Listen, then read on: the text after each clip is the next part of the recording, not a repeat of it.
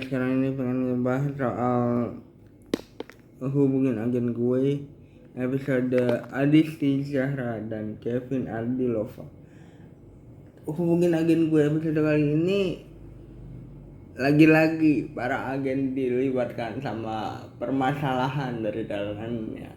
Kali ini giliran Amel dan juga Yudis yang harus mendamaikan Kevin Ardilova dan Adisti Zahra yang ceritanya ternyata punya masa lalu yang membuat mereka unprofesional di salah satu project gitu. Aku malah di episode ini tuh aku malah berfokus kepada ceritanya dibanding artis itu ya. Aku lebih berfokus kepada ceritanya anak-anak Asaples yang ternyata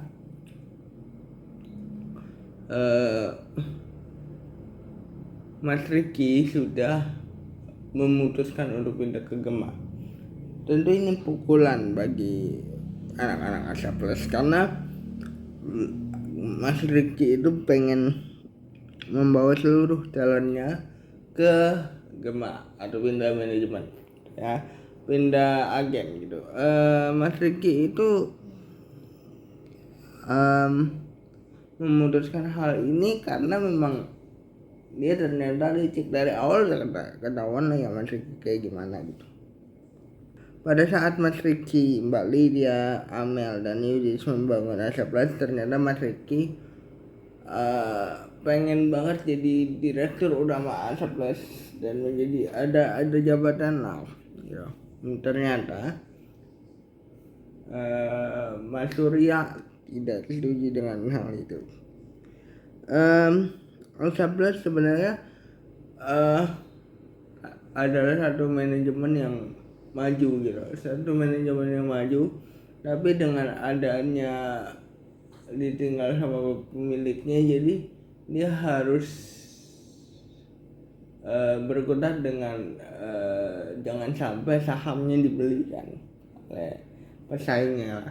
Nah, si agen Asaples ini termasuk Mas Ricky berusaha tadinya untuk tidak sampai itu terjadi, tapi Mas Ricky ini ternyata ditawari oleh pihak sebelah untuk berpindah manajemen. Si Mas Ricky ini awalnya memikirkan hal itu matang-matang dan akhirnya mencoba untuk mengambil tawaran itu, tapi mengajak para talentnya atau artis di bawah Mas Ricky. Tentunya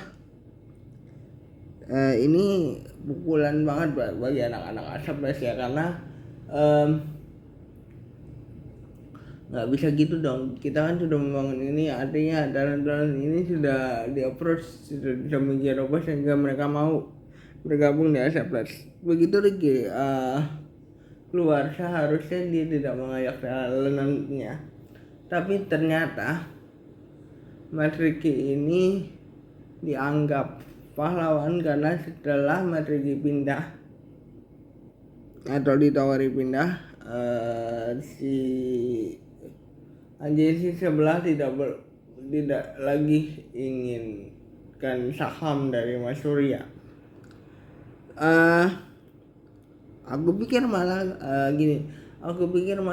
si Mas Ricky ini kok sebaik itu gitu. Ternyata Mas Ricky itu beneran mau pindah, tapi orang-orang itu mengira Mas Ricky membantu Asaples supaya tidak kehilangan sahamnya Mas Surya gitu. Si Mas Ricky ini beneran mau pindah karena sudah dijanjikan begitu banyak jabatan dengan syarat mengajak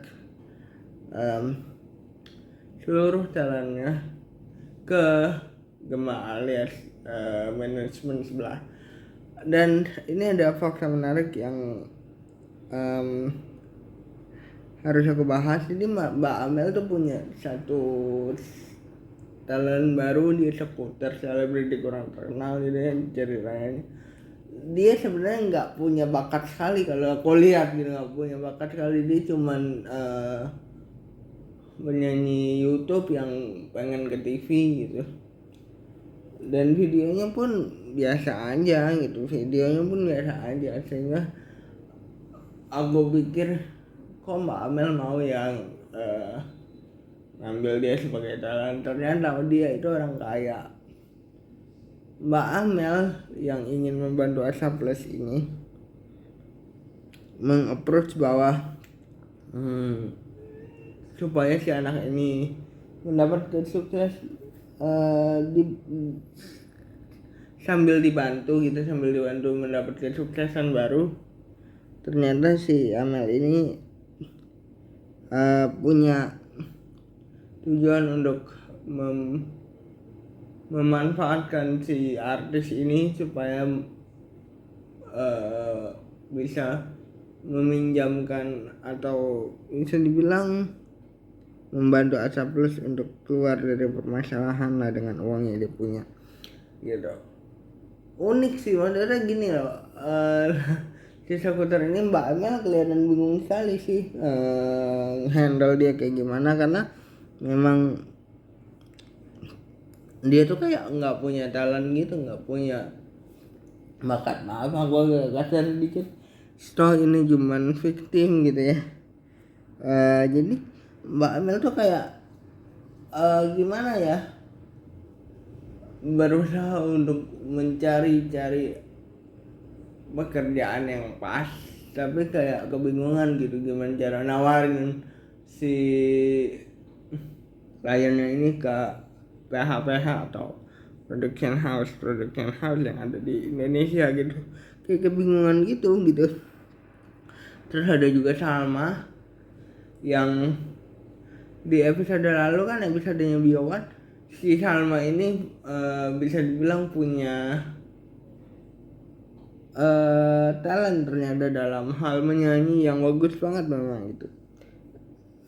Yudis yang berniat untuk membantu akhirnya menawarkan Salma di filmnya Adi Srijara dan Kevin Ardilova tersebut untuk akhirnya memakai Salma sebagai figuran, tapi ternyata Salma tidak jadi ditayangkan, adegannya dibuang dan dihapus dari produksi. Tentu ini kesempatan yang bagus sekali buat Salma sebenarnya, tapi begitu dia tahu adegannya dibuang gitu ya, dia agak kecewa. Konflik yang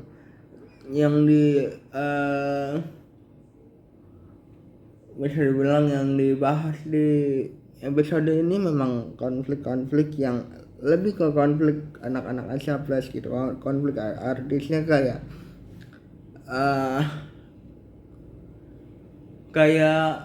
ya mirip-mirip lah sama Panji sama Soleh di episode 2 kemarin gitu. So